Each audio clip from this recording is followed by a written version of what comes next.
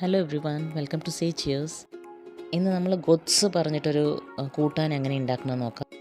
ഇത് തമിഴ്നാട്ടിലൊക്കെ ഉണ്ടാക്കുന്ന ഒരു കൂട്ടാനാണ്. സാമ്പാറിന് പകരമായിട്ടൊക്കെ നമ്മൾ ഇതിങ്ങനെ ഉണ്ടാക്കി കഴിക്കാം. അപ്പോൾ നമുക്ക് തുടങ്ങാം. ഒരു 1-1.5 കൈപ്പിടി നിറയെ ചെറുപയറെടുത്ത് നന്നായി കഴുകിയിട്ട് ഇതുപോലെ വെള്ളം ഒഴിച്ച് കുറച്ച് മഞ്ഞൾപ്പൊടി ഇട്ടിട്ട് വേവിച്ചെടുക്കണം കുക്കറിൽ. ഒരു നെല്ലിക്ക വലുപ്പത്തിൽ പുളി കുതിർത്തി വെക്കണം വെള്ളത്തിൽ. പിന്നെ ഒരു പാൻ ചൂടാക്കിയിട്ട് അതിൽ 1 ടീസ്പൂൺ എണ്ണ ഒഴിച്ച് കൊടുക്കണം. എണ്ണ ചൂടാകുമ്പോൾ അതിൽ 3 ടീസ്പൂൺ കടലപ്പരിപ്പ് ഇട്ട് കൊടുക്കണം. തീ നല്ലോണം ചുരുക്കിയിട്ട് കടലപ്പരിപ്പിനെ ജസ്റ്റ് ഒന്ന് ഇളക്കി കൊടുത്തിട്ട് അതിൽ നമ്മൾ 1.5 ടീസ്പൂൺ ഉഴുന്നുപരിപ്പും 2 ടീസ്പൂൺ മല്ലിയും ചേർക്കണം. അതും ഒന്ന് വറുത്തെടുക്കണം. അത് വറുത്തുകൊണ്ടിരിക്കുമ്പോൾ തന്നെ അതിൽ ഒരു 8-10 വറ്റൽമുളക് ചേർത്ത് കൊടുക്കുക, എരിവിനനുസരിച്ചിട്ട്. മുളകിൻ്റെ കളറ് ചെറുതായിട്ടൊന്ന് മാറിയ പിന്നെ ഒരു 1/4 ടീസ്പൂൺ ഉലുവയും 1 ടീസ്പൂൺ കായപ്പൊടിയും ചേർത്ത് കൊടുക്കണം. കായപ്പൊടി വേണമെങ്കിൽ ഗ്യാസ് ഓഫ് ചെയ്തിട്ട് ചേർത്തിയാലും മതിയിട്ടുള്ളൂ. ഉള്ള ചൂട്ടിലത് റോസ്റ്റ് ആയിക്കോളൂ. ഇതിൻ്റെയൊക്കെ കളറ് ചെറുതായി മാറിയ ശേഷം അതിനെ ആറിയിട്ട് ഒന്ന് പൊടിച്ചെടുക്കണം മിക്സിയിൽ. പിന്നെ ഒരു ചീൻചട്ടി ചൂടാക്കിയിട്ട് അതിലേക്ക് 2-3 ടേബിൾ സ്പൂൺ നല്ലെണ്ണ ഒഴിച്ച് കൊടുക്കണം. എണ്ണ ഒന്ന് ചൂടാകുമ്പോൾ അതിൽ 1 ടീസ്പൂൺ കടുക് ഇട്ടോളൂ. കടുക് ഒന്ന് പൊട്ടുമ്പോൾ അതിൽ കുറച്ച് കറിവേപ്പിൻ്റെ ഇല ഇട്ടോളൂ. കടുകൊക്കെ പൊട്ടിയ ശേഷം അതിൽ 10-20 ചെറിയ ഉള്ളി ചെറുതായി അരിഞ്ഞത് ചേർത്തോളൂ.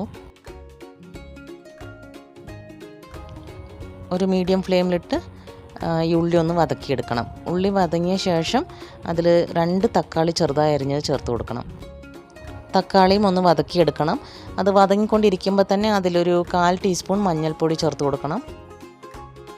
തക്കാളി ഒന്ന് വതങ്ങിയ ശേഷം അതിൽ 2 വഴുതനങ്ങ ചെറുതായിട്ട് അരിഞ്ഞത് ചേർത്ത് കൊടുക്കണം. അതൊരു 1/2 മിനിറ്റ് ഒന്നിങ്ങനെ ഇളക്കി ഒന്ന് എടുത്തിട്ട് അതിലേക്ക് നമ്മൾ ആവശ്യത്തിന് വെള്ളം ചേർത്ത് കൊടുത്തിട്ട് വേവിക്കാൻ വെക്കണം. ഇത് അടച്ച് വെച്ചിട്ട് ഒരു 5-8 മിനിറ്റ് വേവിക്കണം കേട്ടോളൂ.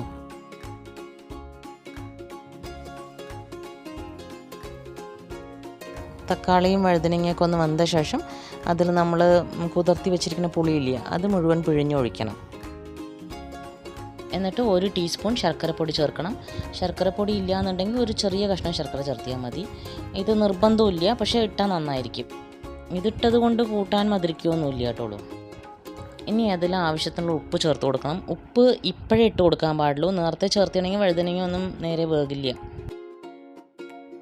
ഒരു 5-6 മിനിറ്റും കൂടെ അതിനെ തിളപ്പിച്ചെടുത്തിട്ട് എന്നിട്ട് അതിൽ നമ്മൾ പൊടിച്ച് വെച്ചിരിക്കുന്ന ആ പൊടി 2 ടീസ്പൂൺ ഇട്ട് കൊടുക്കണം. ബാക്കി പൊടി എയർ ടൈറ്റ് കണ്ടെയ്നറിലാക്കിയിട്ട് സ്റ്റോർ ചെയ്യുക. ആ മിക്സിയുടെ ജാറിലും കുറച്ച് പൊടി ഒട്ടിയിട്ടുണ്ടാകും. അത് കുറച്ച് വെള്ളം ഒഴിച്ച് കുലുക്കി ഇതിൽ ചേർത്ത് കൊടുക്കുക വേണമെങ്കിൽ. എന്നിട്ട് നമ്മൾ ആ വേവിച്ച് വെച്ചിരിക്കുന്ന ചെറുപയർ പരിപ്പുണ്ടല്ലോ, അത് ഇതിലേക്ക് ചേർത്ത് കൊടുക്കണം. ഇതൊക്കെ നന്നായിട്ടൊന്ന് ഇളക്കിയിട്ട് ഒരു 5 മിനിറ്റ് ഇതിനെ തിളപ്പിച്ചിട്ട് ചെറുതായി അരിഞ്ഞ് വെച്ചിരിക്കുന്ന കൊത്തമല്ലി ഇല നല്ലോണം ഒരു പിടി ഇട്ടോളൂ. ഒന്ന് ഇളക്കി കൊടുത്തിട്ട് അടച്ച് വെച്ചോളൂ. ഇതൊരു തമിഴ്നാടൻ ഡിഷാണ്. ഇത് ഇഡ്ലിയുടെ കൂടെയോ ദോശയുടെ കൂടെയോ വെൺപൊങ്കൽ, ചോറ് ഇതിൻ്റെയൊക്കെ കൂടെ നന്നായിരിക്കും. ഇഷ്ടപ്പെട്ട എല്ലാവരും ഉണ്ടാക്കി നോക്കൂ. ഇനി വേറൊരു വീഡിയോയിൽ കാണുന്നവരെ താങ്ക് യു, ബൈ.